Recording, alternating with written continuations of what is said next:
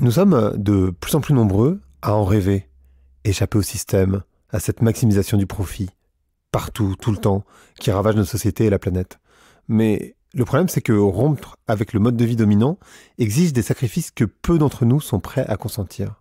Donc, entre la pleine adhésion à ce système et la fuite, est-ce qu'il existe un chemin ?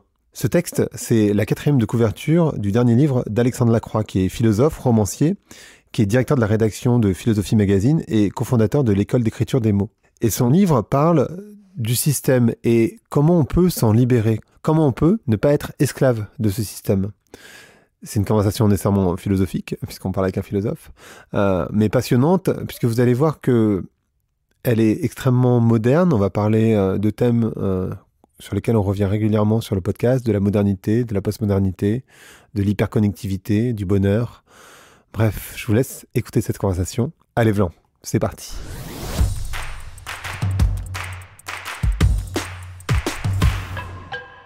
Bonjour à toutes et bonjour à tous. Bonjour Alexandre. Bonjour. Est-ce que vous allez bien aujourd'hui ? Oui, très bien. C'est une question importante. Ouais. On va parler du système dans lequel on est et du changement de système. Et ce que j'aime beaucoup dans votre livre, c'est que vous commencez par l'expression d'une personne entre guillemets normale, c'est-à-dire qui doit faire face aux injonctions sur l'écologie, mais qui doit aussi faire face à la réalité de la vie, c'est-à-dire la réalité économique de la vie. De manière très concrète, comment un philosophe aborde cette question ? En fait, ça m'intéresse de voir comment la philosophie, moi je crois beaucoup au rôle de la philosophie dans la réinvention de la société. Comment un philosophe peut aborder cette question et pourquoi vous l'avez abordée dans le bouquin ? Alors, souvent, la pensée critique, la philosophie, quand elle est critique de l'état du système de production, de consommation, de la société, la sociologie de même, quand elle est critique et engagée, formule donc des diagnostics assez virulents sur l'état du monde actuel.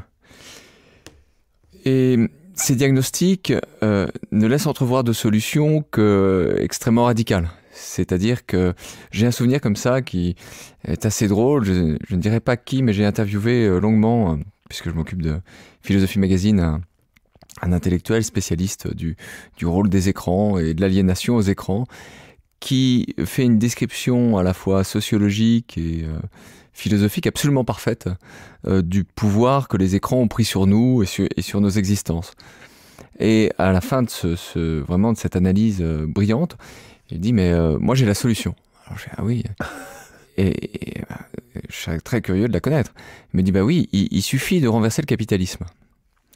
Alors, ah oui, voilà. c'est facile. Voilà. Alors ça, je dirais que c'est le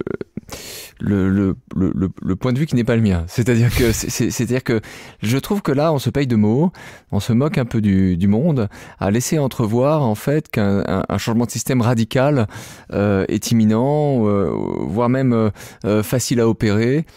Il y a un vrai danger dans cette posture parce que en fait, on voit que le philosophe ou le sociologue peut se mettre en position de critiquer très radicalement la société actuelle sans rien proposer d'autre que, disons, des pistes qui ne pourraient avoir d'efficience ou d'effectivité que s'ils étaient écoutés par un éventuel gouvernement mondial. Parce que renverser le capitalisme, on sait très bien que si on le fait dans un seul pays, on va avoir un petit problème, c'est que les autres ne vont pas suivre, on va se retrouver isolé et ça va être complexe, donc il faudrait un gouvernement mondial. En fait, on voit bien que c'est à l'échelle planétaire qu'il faudrait appliquer ces idées. Moi, j'ai voulu proposer une piste complètement différente, c'est de dire, mais qu'est-ce qu'on peut faire pour donner une substance, une consistance éthique, politique à son existence, quand par ailleurs on a besoin de vivre, c'est-à-dire d'exercer un métier, donc d'avoir un pied dans le système de production tel qu'il est.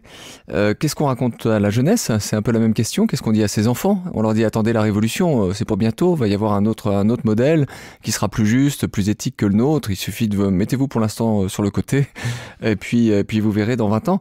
Donc, en fait, moi j'ai eu envie de proposer quelque chose que chacun puisse développer, appliquer dans son existence, à son niveau, et sans être dans un acte de sacrifice, de renoncement radical, qui consisterait par exemple à aller élever des chefs dans le Larzac. Voilà. Non mais c'est marrant, je rigole parce qu'en fait, dans mon propre bouquin, je dis ça, je dis, moi, d'abord, j'ai aucune compétence à élever des chèvres, et puis surtout, j'ai pas du tout prévu de faire ça, c'est-à-dire que c'est pas mes compétences, j'ai pas prévu d'aller vivre à la campagne, donc du coup, et puis bon, tout le monde peut pas faire ça, ça n'a aucun sens, donc ça serait pas, c'est même pas réaliste. Par contre, à son niveau individuel, réinventer, repenser, plutôt, j'ai envie de dire déconstruire. Moi, j'utilise ce terme-là. Je ne sais pas si ça résonne chez vous, mais déconstruire un certain nombre d'idées reçues, et en particulier des idées qui sont liées au modernisme. Et j'aimerais bien qu'on parle du modernisme. Et ben ça, par contre, ça permet peut-être. Et je crois que c'est votre théorie aussi. Finalement, c'est en tout cas, moi, c'est ce que je retiens dans le bouquin, mais c'est peut-être mon prisme qui fait que je le vois de cette manière-là. Déconstruire pour pouvoir mieux vivre finalement le changement qui est en train d'avoir lieu et qui a lieu depuis un petit moment finalement, non? Alors le livre il est vraiment composé en deux temps. Il y a une phase de description de la modernité dans laquelle nous vivons, donc ça je vais y venir. Donc là je propose une analyse. J'ai l'impression qu'un certain nombre de concepts un peu classiques de la philosophie politique sont à revoir, et je vais y revenir. Et ensuite je propose une méthode applicable par chacun dans son existence, en gros pour ne pas perdre son âme à l'ère de la technique. Hein, c'est ça l'idée. Alors, dans la description de la modernité que je propose, la réflexion sur la technologie joue un rôle assez important. Je propose de diviser la modernité occidentale en deux phases. Une première phase qui commence au XVIIe siècle, une date un peu pédagogique à retenir, ça pourrait être l'apparition du discours de la méthode, 1637, donc le cartésianisme. Donc première phase de la modernité qui a duré jusqu'en 1989, qui à mon avis est un peu l'année de cassure. C'est un peu pédagogique, hein, mais disons, retenons milieu du XVIIe et puis un changement important survenu il y a 30 ans. Alors, la première modernité, c'est une modernité dont le mot d'ordre est diviser pour régner. C'est-à-dire qu'elle se construit, ce que Descartes propose à ses contemporains et qui va être appliqué à grande échelle, c'est toute une série d'oppositions structurantes qui permettent l'action, qui permettent la maîtrise. Et ces oppositions sont d'abord l'opposition entre moi et les autres, le cogito cartésien, ce sujet qui dit « je pense donc je suis » après avoir fait une table rase et oublié tous les enseignements et toutes les conversations qu'il a eues. C'est quelqu'un qui oppose son intériorité, son moi, sa conscience aux autres, en fait, au reste de la société. Mais il y a évidemment pas que cette opposition. Il y a l'opposition entre l'âme et le corps, entre la nature et la culture, qui va fonder un programme d'exploitation très intensif de la nature. Et puis, par la suite, dans cette modernité que j'appelle séparative, vont se mettre en place d'autres découpages, d'autres oppositions, comme par exemple la division du travail, quand paraît l'enquête sur la richesse des nations d'Adam Smith, qui est le coup d'envoi en fait de l'économie politique classique. En fait, au tout début, il donne un exemple qui est celui de la manufacture d'épingles pour exposer assez longuement son idée de la division du travail. Et donc, la division du travail, à la fois en économie et pour la révolution industrielle, est fondatrice. On sépare les tâches, on les spécialise. Division du travail, séparation de la sphère privée et de la sphère publique, séparation du temps de travail et du temps de loisir à travers le salariat, pointage en usine qui délimite de manière très claire le temps de travail. En fait, on a toute une série d'oppositions structurantes qui se mettent en place. Et si vous êtes né avant 1989, ce qu'on vous a enseigné à l'école comme repères politiques, sociaux, ce sont ces oppositions.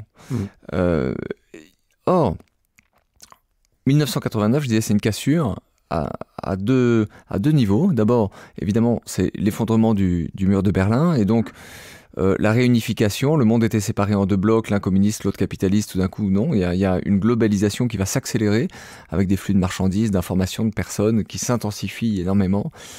Mais il y a aussi un autre changement qui survient et qui est important, c'est que un ingénieur informaticien britannique qui s'appelle Tim Berners-Lee, qui travaille à cette époque pour le CERN à Genève, invente le web.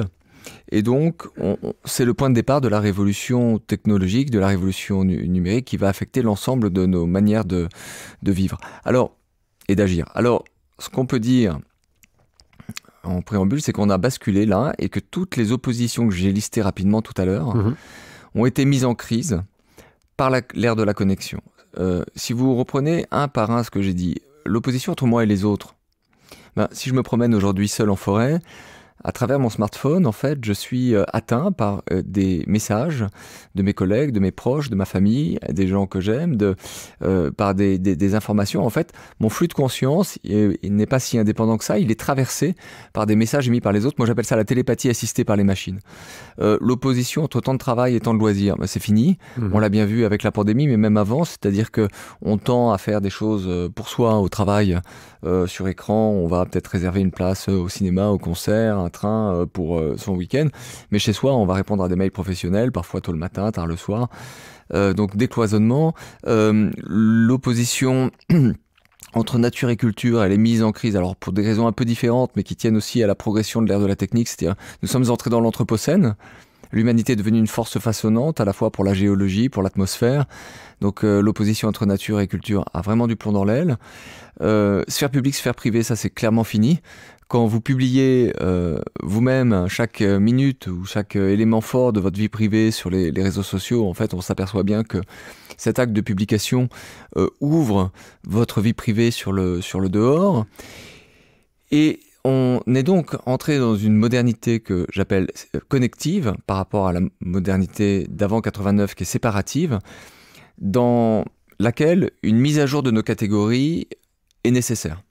Voilà, Et donc là, le premier moment de mon livre, enfin la première moitié du livre, est vraiment occupé à présenter de manière aussi claire, aussi synthétique que possible, aussi simple que possible, les éléments, les axes de cette mise à jour. Je fais même des petits tableaux récapitulatifs, c'est un peu didactique, mais ce que je veux, c'est que vraiment quelqu'un qui se sent un peu paumé dans le monde actuel ait des repères conceptuels très clairs, qui se disent, tiens, ok, d'accord, j'ai compris qu'on avait changé d'air, et avec ces quelques clés de lecture, des phénomènes qui pourraient paraître un peu bizarres, je sais pas, deux amoureux sont au restaurant, ils ont leur téléphone sur la table et peut-être l'un va répondre à une sollicitation professionnelle juste avant de faire une grande déclaration d'amour. Enfin, toutes ces choses un peu étranges de la vie courante qui étaient inconcevables en fait il y a encore 20 ans ou 25 ans.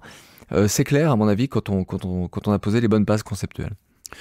Et est-ce que d'accepter cette idée qu'on a dans cette modernité connective, ça permet de mieux appréhender la société dans laquelle on va finalement, qui va être plus écologique? Vous parlez, alors dans le bouquin, vous parlez de ce qui s'est passé en Australie. On pourrait en actualiser en parlant de ce qui se passe en ce moment à Vancouver.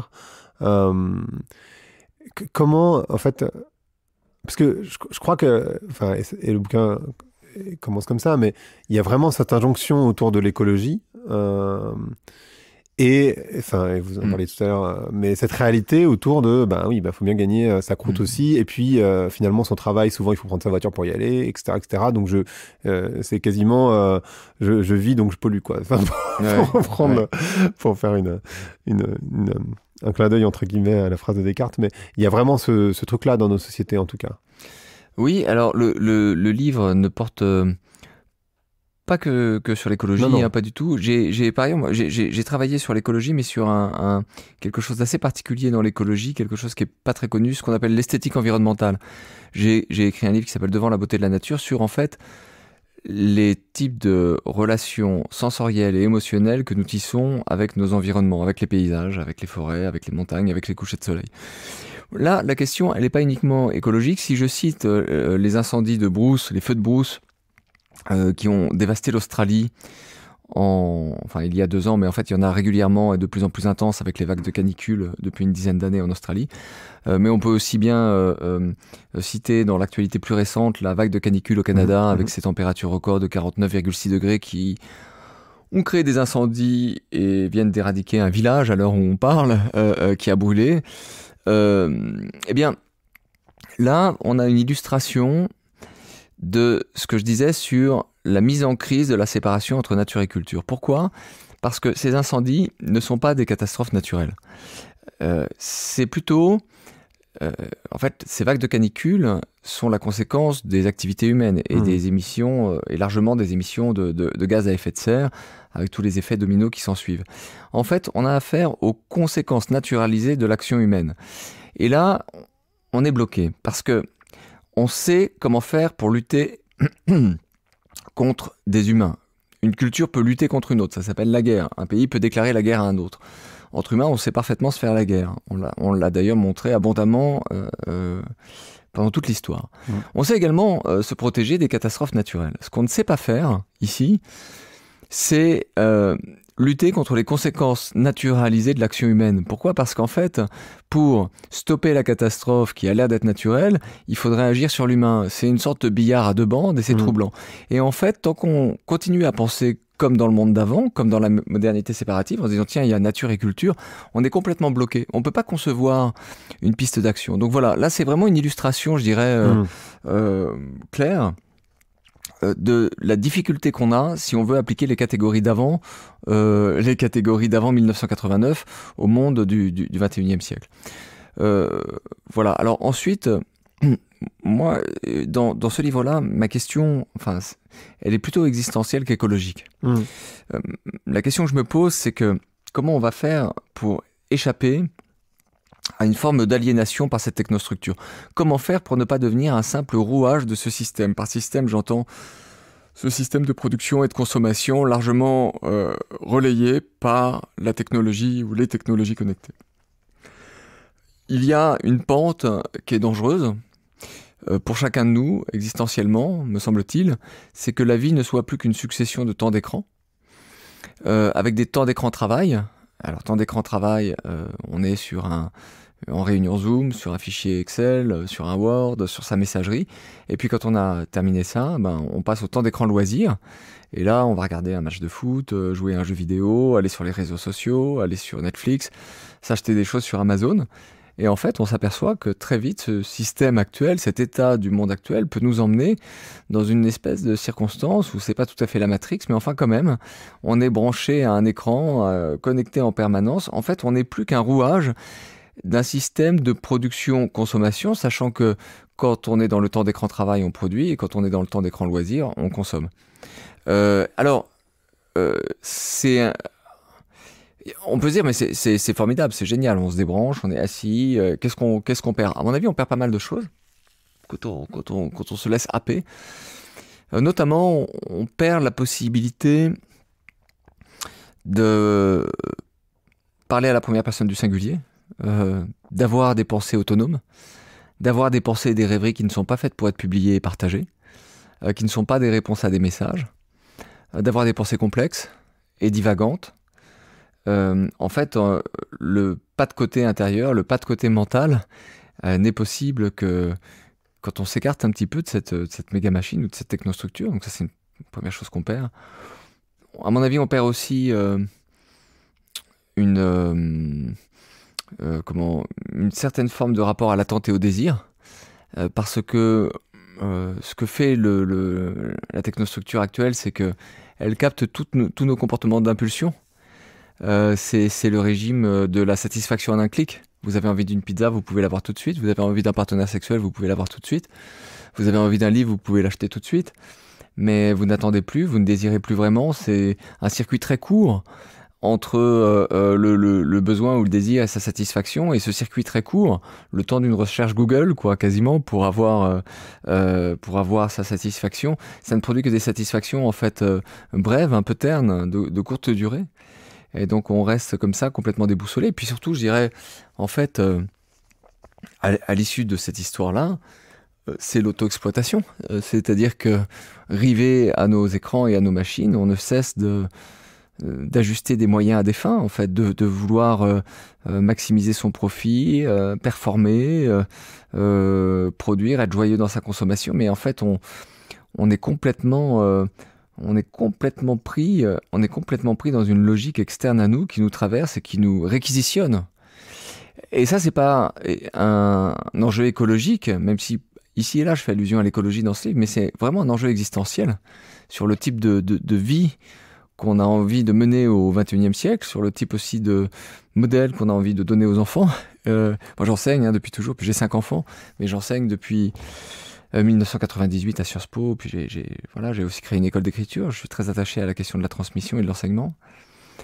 Et donc, qu'est-ce qu'on raconte à soi-même et aux jeunes sur la vie digne d'être vécue? Voilà, ça, c'est vraiment mon sujet. Comment ne pas être esclave du système? Ça traite de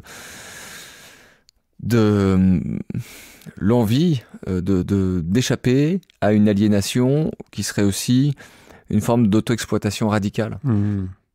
Ouais, ça fait penser à Orson Welles, entre autres, mais effectivement. Ouais. Et vous en parlez dans le livre, mais quelle posture on peut adopter pour justement sortir? Parce qu'il y a différentes postures qu'on voit très facilement, type réactionnaire, c'est-à-dire je bloque et je reste dans le monde d'avant, ou alors hyper militant et je suis très très très engagé. Est-ce que ça c'est les deux bonnes postures, ou est-ce qu'il y a une posture intermédiaire? Comment en fait je peux naviguer et justement ne pas être esclave du système en ayant conscience, tout en ayant un pied dedans malgré tout? Parce que c'est ça finalement la question pour la majorité des gens, je pense. Et moi je suis totalement d'accord avec vous sur l'idée que l'écologie c'est une partie du problème, parce que la problématique elle est beaucoup plus complexe, elle est dans nos modes de vie, donc en fait c'est pas qu'une question écologique, c'est une question de rapport au vivant. Enfin moi c'est comme ça que je le vois, mais et donc de rapport à soi par définition. En tout cas, sur les stratégies ou les attitudes qu'on peut avoir par rapport à l'état du monde actuel, moi j'ai l'impression qu'il y a deux erreurs en miroir. Il y a la posture de celui qui dit que la solution est dans la déconnexion. En fait, c'est du dandysme, hein. C'est une forme de réflexe aristocratique, de mépris pour les classes laborieuses, parce que la réalité du terrain, c'est que soit vous avez un patrimoine, vous avez de l'argent, ou vous êtes à la retraite, et alors tant mieux pour vous. Et bon, vous n'avez pas besoin de gagner votre vie, vous pouvez vous déconnecter. Vous pouvez aussi vous déconnecter en optant pour un mode de vie alors très particulier, hein, par exemple faire l'estive avec les moutons dans les alpages. Et là, vous pouvez vous déconnecter quelques mois, mais enfin, ce sont des modes de vie très très originaux et singuliers. Mais en fait, pour ceux qui ont besoin de travailler, il va falloir avoir commerce avec la société telle qu'elle est structurée et avec la technologie. Même quelqu'un qui a un métier, on va dire nature, comme je sais pas, guide de haute montagne, pour avoir ses clients, il va sans doute avoir une page Facebook, un site, il va utiliser son smartphone, il va communiquer. En fait, on est imbriqué, on en a besoin pour notre travail. Et quand vous regardez les files de migrants provenant de Syrie ou d'Afrique subsaharienne, vous voyez que l'objet le plus précieux qu'ils ont sur eux, c'est leur smartphone. C'est pas un gadget technologique, le smartphone. C'est vital. C'est vital parce que c'est le lien avec les proches.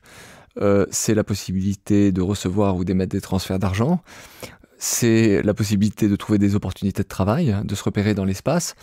En fait, c'est un outil de survie. C'est pas un gadget qui est venu s'ajouter à nos existences. Et donc, c'est ça le monde actuel. Alors, donc, la déconnexion, c'est nécessaire si vous voulez de se déconnecter par hygiène, comme on va dire, c'est nécessaire de dormir. C'est-à-dire, il y a une hygiène, oui, en vacances ou le week-end, c'est bon de passer un moment déconnecté, mais en fait, on va avoir besoin de la connexion pour travailler. Donc, et l'autre erreur, évidemment, ce serait un enthousiasme technophile délirant qui consisterait à penser, c'est un peu, on l'a vécu un peu quand on parlait de la Startup Nation en France, c'est-à-dire le solutionnisme par la technique. Et cette idée que disons, le numérique ou le digital vont apporter des solutions à tous les problèmes sociaux, économiques, sécuritaires, sanitaires. Et ça, ce qui est dangereux dans cette position-là, c'est que c'est une position d'enthousiasme ou d'optimisme technophile qui se prive de la possibilité de considérer qu'il y a un danger totalitaire dans la technique. En fait, ce qui est difficile à penser dans le monde actuel, c'est la fin des oppositions, c'est ce que j'ai dit tout à l'heure, mais notamment le fait que le web, partout sur la Terre, est à la fois le plus immense espace de liberté d'expression jamais créé, redouté par les régimes autoritaires, voire proto-totalitaires, voilà, si on pense à la Chine, redouté, très difficile à juguler, mais en même temps que c'est un véritable espace de liberté, de sédition, de subversion, de critique, d'organisation aussi des mouvements de rue ou des mouvements politiques. C'est le plus grand outil de surveillance jamais mis au point. C'est ça qui est difficile à comprendre, c'est que c'est les deux. C'est-à-dire vous avez quelque chose qui, avant c'était clair, il y avait d'un côté l'espace public et puis de l'autre peut-être un pouvoir centralisé qui cherchait à vous espionner. Ben là c'est les deux. C'est-à-dire que c'est à la fois la bibliothèque qui va vous émanciper par le savoir qu'elle vous permet de découvrir, et le flic qui est posté derrière vous et qui surveille chacune de vos actions. Et donc, ni l'enthousiasme technophile, si vous voulez, ni la déconnexion ne sont une solution. De la même manière, je dirais, toujours pour essayer de raisonner en dehors des oppositions classiques ou repérées, on a un imaginaire politique qui est très fondé sur l'opposition entre les collabos et les résistants, qui nous vient de la Deuxième Guerre mondiale, mais cette opposition elle-même, elle est très adossée à une forme de séparation religieuse entre les heureux et les damnés, ou les élus et les damnés, entre la cité des hommes, qui serait une cité où règne la poursuite de l'intérêt, le matérialisme, le désir, et puis la cité de Dieu, qui serait la cité des bienheureux, une cité de lumière. Et donc, ce que ça tend à induire chez les gens, c'est ce type d'opposition ou cette manière de raisonner, c'est que soit ils vont être des collabos du système, enfin rentrer dans le système, perdre leur âme, accumuler les compromis, etc. Soit, au contraire, il faut qu'ils soient des saints. Des êtres purs. Des êtres purs. Et on voit bien que les deux sont insoutenables et impossibles.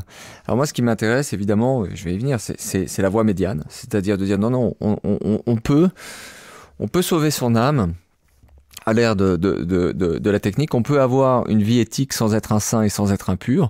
On peut donner une structure, une cohérence, une vraie portée éthique à son existence, sans être un guerriero, sans être un saint, sans être un poète maudit, en étant, père de famille, cadre, salarié, fonctionnaire, en étant à sa tâche, en fait, en étant assez humblement à sa tâche, voilà. Et comment on fait ça alors? Parce qu'en fait, je pense que concrètement, les gens se disent ça a l'air super, hein.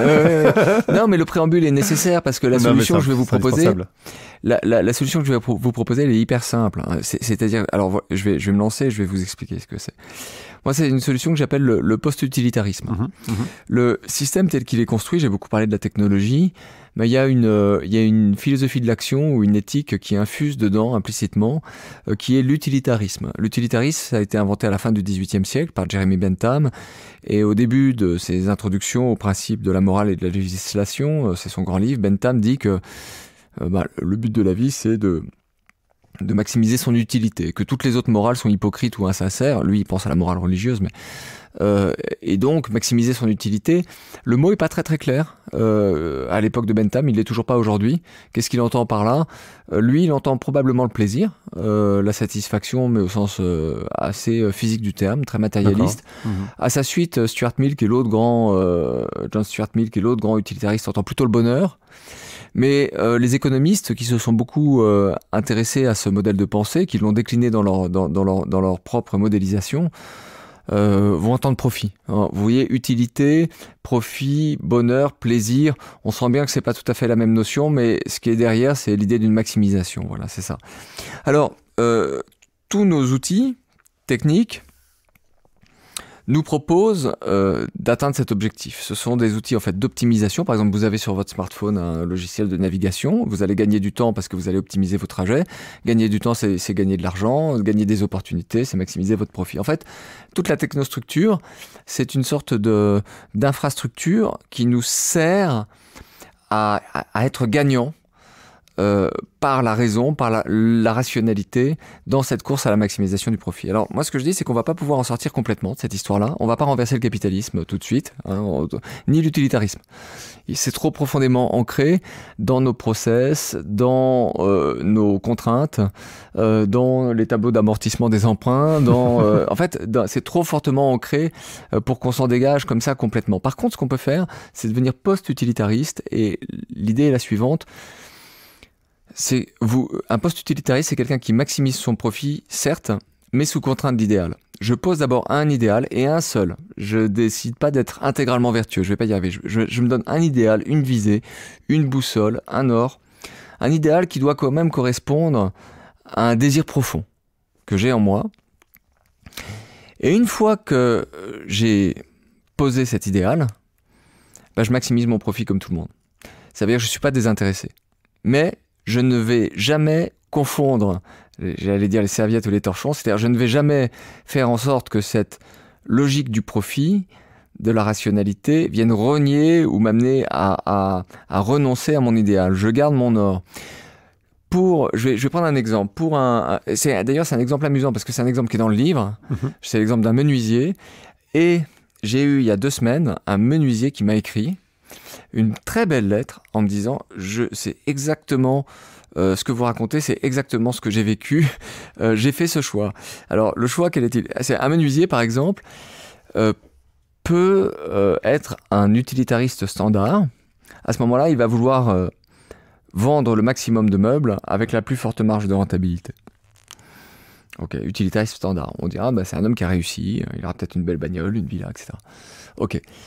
S'il est post-utilitariste, il va se dire, non, moi j'ai une visée, j'ai un désir. Par exemple, un désir d'ordre esthétique. C'est-à-dire, moi, ce qui m'intéresse, c'est une certaine excellence dans le design, dans l'ébénisterie, dans la restauration des meubles anciens. Je vise ça, et après, je cherche à avoir des clients, j'ai une comptable, je paye mes impôts, je cherche à maximiser mon profit. Ou alors, je vais dire, non, c'est pas les meubles qui m'intéressent, en fait, c'est les relations humaines. Moi, j'ai envie qu'il règne une certaine atmosphère dans mon atelier, ou alors de me comporter d'une certaine manière avec les collègues ou avec les jeunes. J'ai envie qu'il y ait un aspect de transmission, j'ai envie d'un engagement syndical, j'ai envie... et c'est ça qui va me donner envie de me lever le matin, quoi, pour aller travailler. C'est cet aspect relationnel du travail. Et je pense que pour beaucoup de gens, l'aspect relationnel dans le travail compte beaucoup, plus que le produit.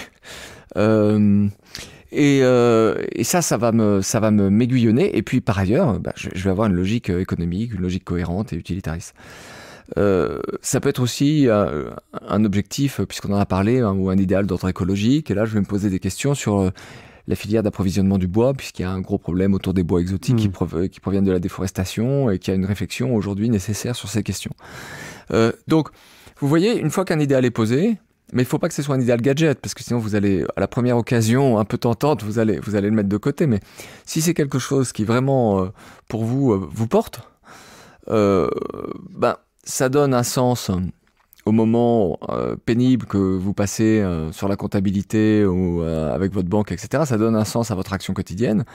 Ça illumine en quelque sorte votre activité. Et puis, vous n'êtes pas obligé d'être dans un renoncement intégral ou dans une posture d'austérité intégrale. Et vous voyez, c'est très très simple en fait. La solution, si je la résume et que je la contracte, c'est maximise ton profit, d'accord, mais sous contrainte d'idéal. Et en même temps, c'est simple, mais ce que je constate autour de moi et voilà, c'est des gens qui cherchent qui sont dans la quête du sens et qui se disent, en fait, le truc c'est qu'on a vite fait de se faire happer par ce que la société nous dit de faire ou ce que la société nous dit ce qui est bien ou pas bien. Typiquement, vous parliez tout à l'heure de bonheur et de succès et en fait, on a vite fait d'associer le bonheur au succès, à l'accumulation, en particulier de biens, de pouvoir et d'argent. Et même si, évidemment, pour la majorité des gens, ils savent bien que ça peut pas être que ça, néanmoins, vous le disiez, quelqu'un qui vend une boîte X milliers, X millions d'euros, on va dire, ah, tiens, ça c'est du succès, il doit être heureux. Parce qu'on associe aussi l'argent avec le bonheur. Donc, en fait, on peut se faire happer par ce rêve qui ne nous appartient pas parce qu'il est à l'extérieur de nous, mais en même temps, il est tellement présent partout que du coup, c'est difficile de s'en échapper quand même. Et de l'autre côté, de se dire, mais attends, mais moi, qu'est-ce que j'ai vraiment envie de faire? Et là, les gens sont paumés parce qu'en fait, on nous a tellement guidés sur il faut faire la bonne carrière, avoir les bons enfants, aller dans le bon endroit pour qu'ils aillent à la bonne école, etc., que j'ai l'association que les gens ne savent plus très bien savoir définir ça. Et puis aussi, comme on est dans une société malgré tout où on voit bien qu'il y a une crise écologique majeure, je crois que les personnes sont un peu paumées sur où est-ce que je me positionne dans tout ça.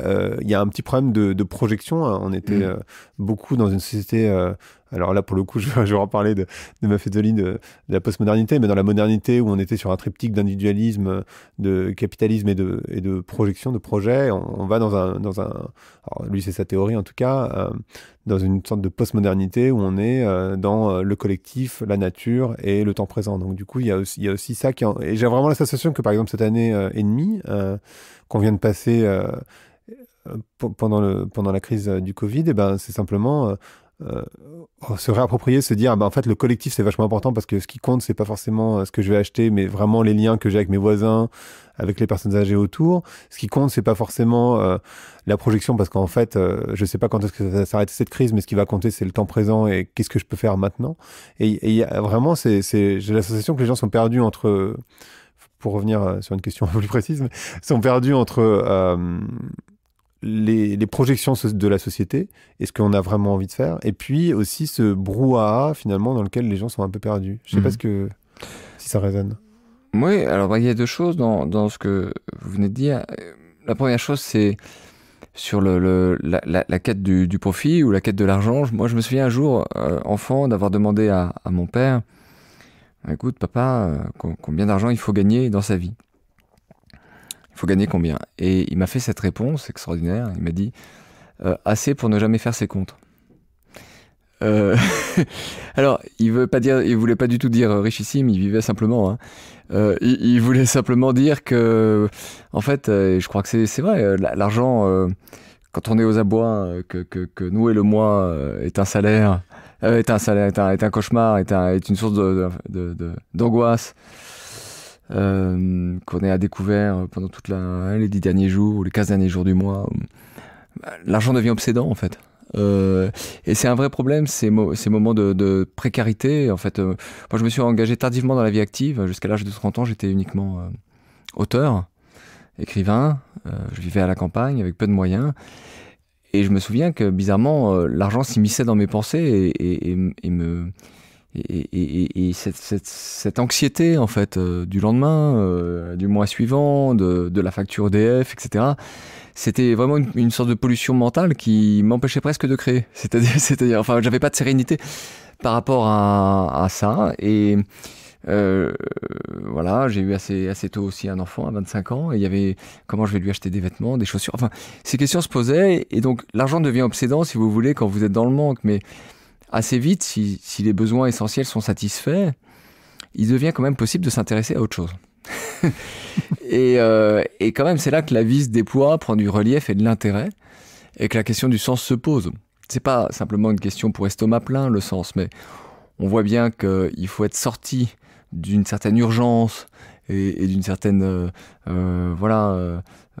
nécessité de veiller à la survie pour commencer vraiment à se poser cette question du sens. C'est pas une question simplement de luxe, parce que je pense que, en fait, aujourd'hui, pour la classe moyenne, dans nos sociétés, cette question du sens va se poser très intensément. Et on voit beaucoup de personnes, au moment notamment de s'engager dans la vie professionnelle ou dans la vie active, on voit beaucoup de gens refuser un poste avec un meilleur salaire pour aller vers un métier qui a plus de sens à leurs yeux, soit du point de vue éthique, soit du point de vue de sa finalité, soit du point de vue du projet dans lequel il s'inscrit. C'est une attitude qu'on voit très couramment, qui est intéressante. Donc ça, c'est le premier point, c'était sur l'argent. Et le post-utilitarisme, c'est une méthode assez simple pour dire, tiens, on peut peut-être essayer de ne pas perdre de vue sa propre survie, tout en gardant intact son idéal. Voilà, c'est quelque chose d'assez simple, hein, mais, non, mais mais ça fait du bien de le dire. Exactement. Voilà, il y avait une deuxième dimension dans cette intervention. Que s'est-il passé avec la pandémie ? Ce qui est assez curieux, en tout cas pour moi comme auteur, c'est que mon livre était écrit avant la pandémie, et je n'ai pas changé une ligne. C'est-à-dire que l'événement, à mon sens, n'a pas du tout créé un monde nouveau. Il nous a mis sous les yeux, de manière extrêmement violente, des dynamiques qui étaient déjà à l'œuvre. Et notamment, cette question de la vie qui pourrait devenir une succession de temps d'écran. quand je vous en ai parlé tout à l'heure, je crois que ça résonne assez fortement avec ce que les gens ont vécu pendant les confinements. Ce risque que la vie, en tout cas pour les 60% de salariés, selon la Fondation Jean Jaurès, qui ont maintenu leur travail à domicile, donc ceux qui n'étaient pas au front, comme on disait, la vie a tendu à devenir cette succession de temps d'écran. L'interpénétration de la fusion du travail et du loisir, c'était quelque chose qui avait débuté auparavant et qui s'est accru. On s'est mis à comprendre qu'en télétravaillant, on pouvait peut-être aller à la piscine ou faire un jogging ou de temps en temps regarder un film l'après-midi, en semaine, mais qu'on allait aussi travailler très tard ou très tôt le matin, le week-end. En fait, on a même compris que les espaces pouvaient s'interpénétrer et que le salon, la chambre à coucher, etc. pouvaient devenir des bureaux ou des salles de réunion. Donc, ce qu'a fait la pandémie, c'est qu'elle a augmenté en fait la visibilité de certaines dynamiques qui sont liées à la modernité connective. C'est pour ça que moi j'ai rien eu à changer. C'est ce que j'avais écrit. En fait, j'ai rajouté 2 lignes quoi pour dire vous voyez c'est ça. Oui, ça s'est produit. Et elle a quand même eu ce mérite de nous montrer ce que cette situation peut avoir de cauchemardesque. C'est-à-dire cette situation où chacun est enfermé chez lui avec un écran, en train de maximiser son profit, c'est-à-dire en train de calculer sur la base des données disponibles et des informations qu'il reçoit, sur l'état de ses collègues, de sa société, de sa boîte, des clients, etc. Maximise, j'envoie des messages, je réponds aux questions, j'agis, j'essaye de tenir mes objectifs et je suis tout seul. J'ai plus de vie sociale, j'ai plus de vie culturelle, je ne rencontre pas de nouvelles personnes, je ne peux pas voyager, mais je suis dans un monde hyper connecté et hyper efficient par ailleurs. C'est intenable. En fait, on s'aperçoit que ce monde-là, c'est une dystopie. C'est une sorte de dystopie de science-fiction. Et moi, j'ai l'impression que loin d'être le moment, ça va pas être très drôle. Hein, enfin, je veux dire, il y a plusieurs raisons qui laissent penser que la période qui s'ouvre va être difficile. Il y a un état d'endettement des entreprises qui est préoccupant. Il y a des injections de liquidités massives dans l'économie qui devraient générer des tensions inflationnistes, même si c'est pas encore le cas. Il y a toute une série de choses qui laissent penser que et puis il va bien falloir rembourser ces plans de relance, à moins qu'on s'en sorte par l'inflation. Mais si on s'en sort par l'inflation, il y aura d'autres problèmes.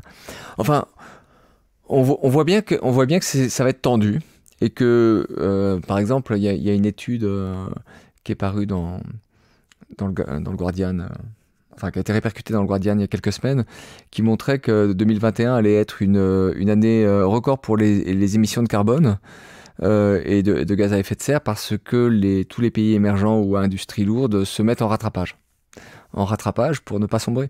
Donc on essaye de rattraper l'année perdue, l'année quasiment blanche. Donc il faut pas croire du tout qu'on est rentré dans un monde rose. À mon avis, on est juste rentré dans une époque intéressante parce que les défauts du monde actuel sont devenus évidents. Voilà. C'est des choses qu'on savait mais qu'on ne voyait pas. Maintenant, on a senti, on sent le danger. On voit où le système voudrait nous emmener. Seul chez soi, sans relation affective, charnelle, sans contact, sans baiser, sans poignée de main, sans danse, sans sensualité, sans possibilité de créer de nouveaux projets, juste à ajuster par sa propre intelligence des moyens à des fins, des réponses à des questions, envoyer des injonctions ou répondre à des injonctions de la part des collègues. Bon, qui veut de cette dystopie ? C'est marrant, je ne vous l'ai pas dit, mais mon bouquin s'appelle Insoutenable paradis. Oui, c'est ça. Donc ça résonne pas mal avec ce que j'ai pu écrire moi-même. En fait, ce que vous décrivez, ça me fait beaucoup penser à la manière dont les animaux sont élevés, je ne sais pas si on peut dire ça, industrialisés. Tous ces animaux qu'on mange, que ce soit des cochons, des poules ou autres, c'est exactement le sort qu'on leur fait subir. Et finalement, c'est vrai que j'avais pas forcément eu cette image en tête, mais c'est vrai que ce qu'on est en train de faire aux humains, c'est précisément ça. Et c'est marrant, alors pour le coup, le sujet de l'écologie me porte pas mal. Pas tant, moi, ce qui m'inquiète, c'est vraiment la survie du vivant, en fait, tout simplement. C'est pas, et Et du coup, c'est pour ça que moi, j'aime pas quand on me parle d'écologie punitive, parce que ce que je dis, c'est oui, c'est vrai, sans doute, mais la société dans laquelle on vit, elle est aussi extrêmement punitive. On peut pas dire qu'on passe d'une société parfaite, incroyable, à une société punitive, c'est pas vrai. Parce que la société dans laquelle on vit, enfin, est-ce que vous décrivez, je suis pas certain que des gens se disent, ah, mais ouais, mais c'est tellement super, parce que quand même, je peux prendre, je sais pas, m'acheter XY truc sur Amazon. Ben, Moi, j'ai l'impression que ça, c'est plus mon axe de travail sur l'esthétique environnementale qui va guider ma réponse. Mais j'ai l'impression que le discours dominant de l'écologie politique a des faiblesses internes. Et si on est aujourd'hui dans une situation où tout le monde a conscience qu'il y a une urgence écologique, qu'il y a un réchauffement climatique préoccupant, etc. Mais si dans cette situation de prise de conscience quand même globale, généralisée, planétaire, il n'y a nulle part de gouvernement élu qui soit vert ou écolo, c'est à la fois le résultat du jeu des forces économiques et des lobbies, mais aussi le résultat de certaines faiblesses ou de certains problèmes qui sont intrinsèquement liés au discours de l'écologie politique. C'est pas qu'il soit punitif, c'est qu'à mon avis, il y a un triple problème dans le discours traditionnel ou dominant de l'écologie politique. Premier problème, un niveau de technicité qui est assez élevé. C'est-à-dire que si vous voulez lire un rapport du GIEC, du groupe intergouvernemental de recherche sur le climat, vous avez des taux de composition chimique de l'atmosphère, vous avez des scénarios, des chiffres. En fait, ça ressemble beaucoup à de la littérature technocratique. Et donc, ces chiffrages, ces estimations, ce niveau d'expertise nécessaire pour comprendre les enjeux, vraiment les saisir. Bon, pour le grand public ou pour la diffusion d'un message politique à caractère enthousiasmant, c'est un problème. Deuxième chose, je dirais, au-delà de la technicité, faire de la politique, c'est configurer un avenir désirable. Et si vous dites aux gens, enfin, si vous avez un discours qui laisse penser qu'en 2100, la Terre va être un four avec une sorte de boue radioactive à sa surface et quelques scorpions qui survivent, bon, il n'y a pas d'avenir désirable. En fait, vous n'emmenez personne politiquement. Comment vous pouvez imaginer que les gens vont voter pour vous? Parce que là, on parle de vote et de politique. Si jamais vous ne les aidez pas à se dire qu'avec vous, il y a un avenir souhaitable qui se profile. Et il y a une amélioration du présent qui est possible. Voilà, vous n'emmenez personne. Et puis la dernière chose, je dirais, c'est la culpabilité. Enfin, il n'y a pas que l'affect de culpabilité, il y a l'affect de peur. Mais le fait de culpabiliser le consommateur et le producteur ou le salarié d'une entreprise pour son comportement, en plus de culpabiliser les classes populaires parce que elles n'ont pas forcément les moyens d'acheter, je sais pas, la nourriture bio qui est plus chère, par exemple. Ou la super voiture optimisée, hybride ou je sais pas quoi, ou la Tesla, qui est elle-même polluante pour d'autres raisons. Bon, en gros, si vous envoyez la culpabilité à plein seau dans la société, ne vous étonnez pas que les gens vont pas voter pour vous. Et donc, comment faire pour contrer ces défauts? Moi, ma piste, c'est l'émerveillement. C'est-à-dire, c'est de dire qu'il faut reprendre les choses complètement à l'envers, dans une autre direction, et plutôt de parler du fait que nous aimons la nature, nous aimons et nous sentons un besoin viscéral en nous. Nous aimons les forêts, les espaces, l'air pur, la possibilité de se baigner. Nous avons besoin de retrouver ces milieux non artificiels, non urbains. C'est nécessaire à notre équilibre physique et psychique. En 1900, on pouvait se baigner dans toutes les rivières sur toute la planète, quasiment. Aujourd'hui, c'est pas possible. Peut-être que dans quelques décennies, on pourra pas se baigner en mer, ou ce sera dangereux. Est-ce que ça, ce serait pas un deuil énorme? Je dis ça au seuil de l'été. Mais est-ce que ça, ce serait pas un deuil énorme pour chacun de nous? Et là, si vous commencez à parler aux gens de ce qu'ils aiment et de leur amour, et à mon avis, il est vrai, il est sincère, il est profond, de leur amour des paysages, de leur amour du vivant, vous parliez du vivant, de la vie animale sauvage, de leur fascination et admiration pour la beauté de la vie animale sauvage, de leur amour du végétal, de leur passion pour les arbres, ou de ce que ça leur fait d'avoir des arbres dans leur champ de vision ou autour de chez eux. Là, tout d'un coup, vous parlez d'esthétique, vous parlez d'émotion, vous parlez de sensation, vous parlez d'existence. et de quelque chose qui mobilise. C'est-à-dire, tiens, mais oui, j'ai envie d'agir pour protéger ce que j'aime. C'est par l'amour, en fait, et le désir que je vais m'en sortir, pas par la culpabilité et la peur.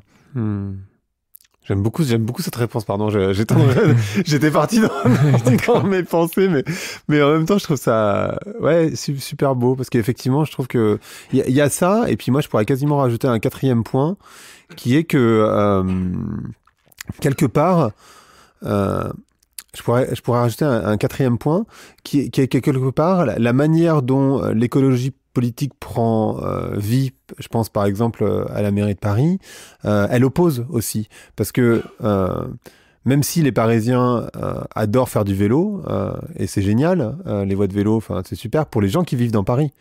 Mais les gens qui vivent dans Paris, ils vivent grâce... En fait, une ville, c'est principalement des flux. Donc, c'est beaucoup de gens qui transitent dans Paris. Et des gens qui viennent souvent de loin, en fait. Et pour eux, pour le coup, ils les détestent, ces voies de vélo. Parce qu'en fait, ce que les Parisiens ne se rendent pas compte, c'est qu'il y a des gens qui font 2 heures, 3 heures de bouchon pour pouvoir venir bosser pour les Parisiens à des prix très faibles. Je pense aux femmes de ménage, je pense tous les gens qui ont des boulots, que vous disiez, au front, mais donc des jobs qui en général ne sont pas dans le tertiaire, et qui sont payés un salaire très faible. Et avec ce salaire très faible, ils peuvent évidemment pas vivre dans Paris, en fait. Et du coup, eux aussi, ils adoreraient faire du vélo et venir travailler en vélo, mais simplement, ils sont obligés d'habiter à 45 minutes, 1 heure quand il n'y a pas de bouchons. Et donc, du coup, quand il y a des bouchons, de partir à 6 heures du mat pour pouvoir aller être au bureau à 8h30 ou à 9h. Et ça, pour revenir et pour reboucler sur ce que vous disiez, ça oppose aussi, j'ai l'impression. Oui, ça produit des formes d'opposition qui sont extrêmement problématiques. La crise des gilets jaunes et le fait que, par exemple, elle a été initiée par une taxe sur le diesel, c'est un autre moment fort de cette... ce sont des occasions, vous parliez des pistes cyclables, mais voilà, cette taxe sur le diesel, ce sont des occasions où on comprend qu'il peut y avoir une forte tension entre le social et l'écologie. C'est pas une tension qui est très facile à résoudre, mais je pense que là aussi derrière la question fondamentale qui, à mon sens, n'est pas posée par les partis de gauche aujourd'hui, c'est la question de la production de richesse. En fait, l'angle mort, enfin, à mon sens, ce que promet la droite et que ne promet pas la gauche, et qui fait que la droite est plus populaire que la gauche, c'est qu'elle promet l'enrichissement. Or, il me semble que si vous avez une sensibilité écologique ou de gauche, vous avez la possibilité de parler d'enrichissement différemment. C'est-à-dire, admettons, moi j'aimerais bien que qu'un politicien ou une politicienne de gauche surgisse et dise, bon écoutez, voilà, on va s'enrichir. On va produire des richesses. On va pas parler d'impôts, de taxation, c'est-à-dire, parce que la taxation c'est secondaire, c'est une fois qu'on a produit, comment on partage, comment on redistribue. C'est nécessaire de se poser cette question, mais c'est très insuffisant. La question c'est, qu'est-ce qu'on produit ? Par exemple, politique agricole. On produit quoi ? On a un territoire absolument extraordinaire. On produit un intensif. On essaye de raconter une autre histoire. Quels sont les types d'exploitation qu'on subventionne ? Aujourd'hui, on a enlevé toutes les aides pour la transition vers l'agriculture biologique ou la permaculture ou la sylviculture. Il n'en existe plus. Les aides vont à l'intensif. Est-ce que c'est ça qu'on veut produire ? Et cette question de la richesse qu'on a envie de produire, elle pourrait emmener beaucoup plus de monde. C'est exactement la même chose que l'avenir désirable. Pour les classes populaires, ce qui est désirable, c'est un enrichissement. La question, c'est qu'il y a plusieurs manières de s'enrichir. Et donc, si on rentrait un petit peu, si on ouvrait un peu le capot de l'économie et qu'on se posait assez intensément la question des richesses qu'on a envie de produire, on pourrait redessiner un petit peu la carte, à mon sens, avec une aspiration commune qui emmènerait tout le monde. Parce que, en gros, aujourd'hui, on a l'impression que on ne met l'écologie à la portée que de ceux qui ont un pouvoir d'achat suffisant pour payer ce qu'elle coûte en plus, pour payer son surcoût. Donc c'est un coût de plus, l'écologie. Alors que ça pourrait être envisagé comme une opportunité. Vous voyez, c'était une opportunité de déployer de nouvelles activités. Donc, avec des projets agricoles, des projets industriels, mais aussi assez largement des projets de services, parce que une grande piste quand même, c'est de s'enrichir par une économie de l'immatériel qui serait un peu moins impactante pour les écosystèmes terrestres. On pourrait imaginer de redéployer les aides, les subventions, les incitations, les investissements, les incitations à la création d'entreprises vers des formes de création de richesse un peu différentes de celles qui sont dominantes aujourd'hui, ou même très différentes. Mais tant que vous ne rentrez pas dans cette question fondamentale qui est « vous avez envie de vous enrichir », vous avez raison, parce que les fins de mois sont difficiles, ou qu'est-ce qu'on peut faire pour vous et avec vous pour que ça marche? Tant qu'on ne se pose pas cette question, si ce qu'on promet, c'est effectivement des bouchons, l'essence plus chère, un pouvoir d'achat qui s'effrite, et en fait une alimentation à deux vitesses, une alimentation saine mais chère, et une malbouffe dangereuse qui produit de l'obésité trop grasse, trop sucrée, mais pas chère, en fait on ne fait que recréer des aristocraties et c'est très dangereux. Bon, on espère qu'il y a des politiques de gauche qui vont vous écouter. Qui vont nous écouter. Ce podcast s'appelle Vlan. Donc, je voudrais savoir à quoi vous voulez ouvrir et où claquer la porte. Ouais, je crois que ça résulte assez spontanément de ce que je viens de dire. J'aimerais ouvrir la porte à la question de l'idéal, mais l'idéal non pas compris comme quelque chose d'abstrait, comme une valeur flottante et abstraite, mais plutôt comme étant du côté du désir.